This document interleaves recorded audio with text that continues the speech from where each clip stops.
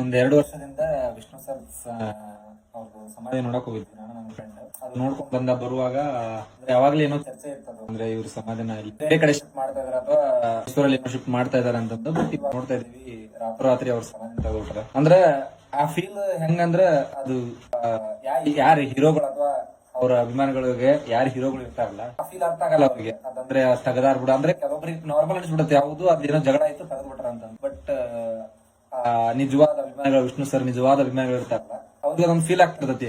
ಅದನ್ನ ರಾತ್ರಿ ಅದು ಹೆಂಗ್ ಅವ್ರು ಒಬ್ರು ನಮ್ಕಿನ ಅಷ್ಟು ಬೇಗ ಅವ್ರು ಹೊಡಿತಾರ ಗೊತ್ತು. ಬಟ್ ರಾತ್ರಿ ತೆಗೆದ್ಬಿಟ್ರ ಅದು ಆಗ್ತದ ಅಂತ ಗೊತ್ತಿಲ್ಲ. ಅದು ಕೆಲವೊಬ್ಬರಿಗೆ ಪುಣ್ಯಕ್ಷೇತ್ರ ಆಗಿರ್ತತಿ, ಒಬ್ರಿಗೆ ಏನೋ ಒಂದು ಶಕ್ತಿ ಆಗಿರ್ತದೆ.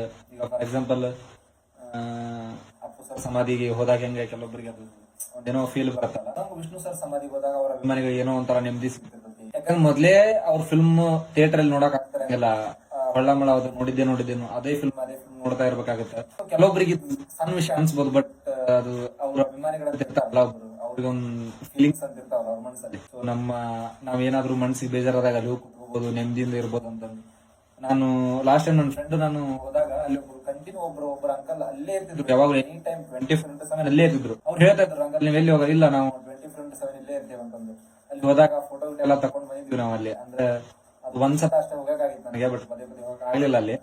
ಅದನ್ನ ರಾತ್ರಿ ತೆಗದಾಗಂದಾಗ ಒಂಥರ ಬೇಜಾರ, ಇವ್ರು ಯಾಕೆ ಆತರ ಮಾಡ್ತಾರ ಯಾಕೆ ಏನೋ. ಬಟ್ ಏನೋ ಒಂಥರ ಅದನ್ನ ತೆಗದ್ರ ಬೇಜಾರು, ಎಮೋಷನಲ್.